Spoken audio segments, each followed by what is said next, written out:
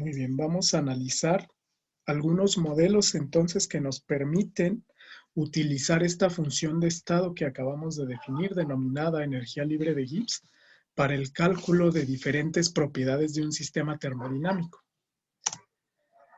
Ya hemos comentado que la energía libre de Gibbs se puede definir en función de la segunda ley de la termodinámica.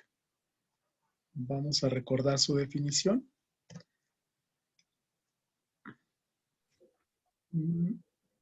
Vamos a regresar un poco.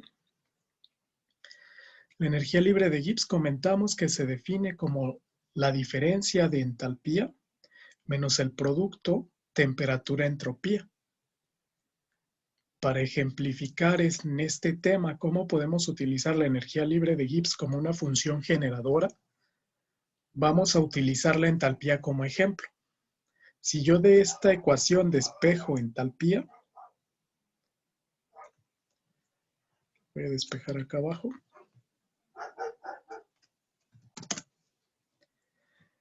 Si de esa ecuación de arriba yo despejo entalpía,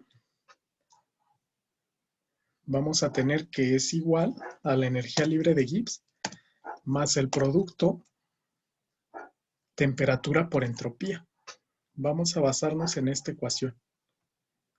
El primer paso para utilizar la energía libre de Gibbs como una función generadora es expresar la variable que queremos calcular en función de la energía libre de Gibbs. Aquí yo despejé entonces de la definición de energía libre de Gibbs entalpía, que equivale a la suma de energía libre de Gibbs más temperatura por entropía. Ahora vamos a partir de esa ecuación y vamos a comentar lo siguiente. Cuando definimos energía libre de Gibbs en función de sus variables canónicas, en termodinámica me refiero a variables canónicas como variables independientes que describen el estado del sistema.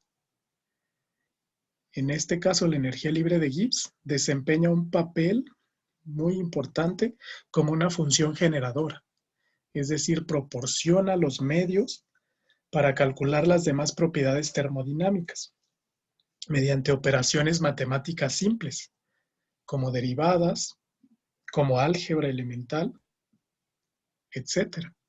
Y de manera implícita, representaría la información íntegra de la propiedad. ¿Qué significa esto? Que si en determinado momento yo puedo medir o calcular mediante una correlación energía libre de Gibbs, yo puedo estimar otras propiedades en función de esta variable.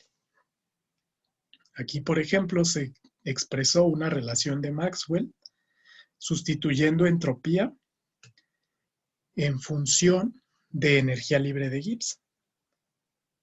Si no han escuchado o no han analizado qué son las relaciones de Maxwell, son relaciones en forma de ecuaciones que se pueden considerar corolarios en termodinámica. Un corolario es simplemente, digamos, un teorema que se considera válido. Esas funciones o relaciones de Maxwell relacionan diferentes propiedades termodinámicas. Aquí yo compilé un pequeño formulario general de propiedades termodinámicas.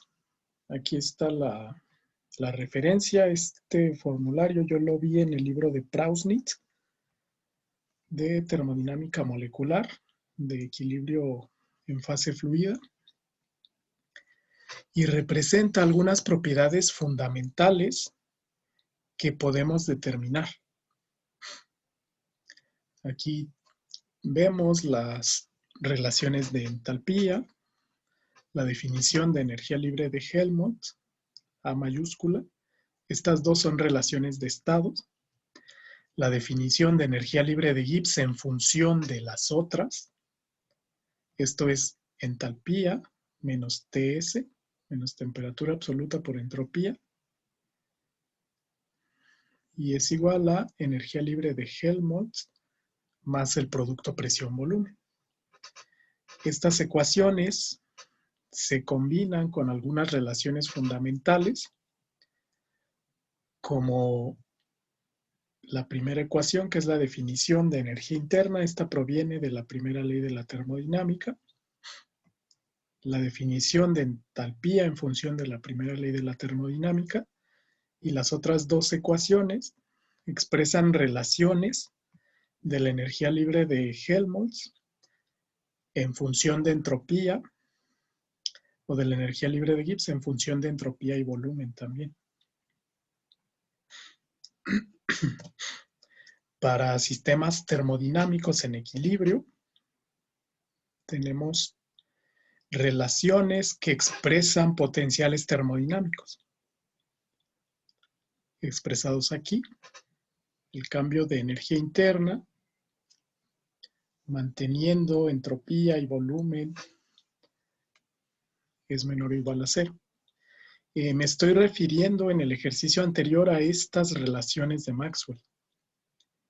Básicamente son fórmulas que relacionan diferentes propiedades.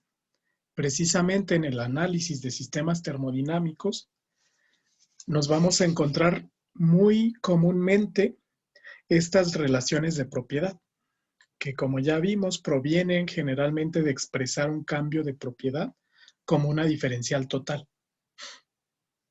Estas equivalencias se llaman relaciones de Maxwell. Tenemos, por ejemplo, el cambio de temperatura respecto al cambio de volumen del sistema, manteniendo entropía constante, es igual a menos el cambio de presión respecto a entropía, manteniendo volumen constante. De esta forma podemos leer las propiedades de Maxwell y aplicarlas según sea nuestro caso. En el caso anterior, por ejemplo, aplicamos la definición de entropía. Entropía se puede considerar el cambio de energía libre de Gibbs con respecto a temperatura, manteniendo presión y manteniendo fracción molar constante. Tenemos otras identidades que resultan de combinar las ecuaciones anteriores. Cambio de energía interna respecto a volumen a temperatura constante, cambio de energía interna respecto a entropía a volumen constante, etc. Algunas otras con las cuales ya estamos familiarizados es con las capacidades caloríficas, que las aplicamos en la primera ley de la termodinámica: capacidad calorífica, volumen constante, capacidad calorífica, presión constante, cambio de entropía respecto a temperatura, volumen constante, y cambio de entropía respecto a temperatura a presión constante. Mediante el uso de estas ecuaciones, podemos utilizar la energía libre de Gibbs como una función generadora de otras propiedades.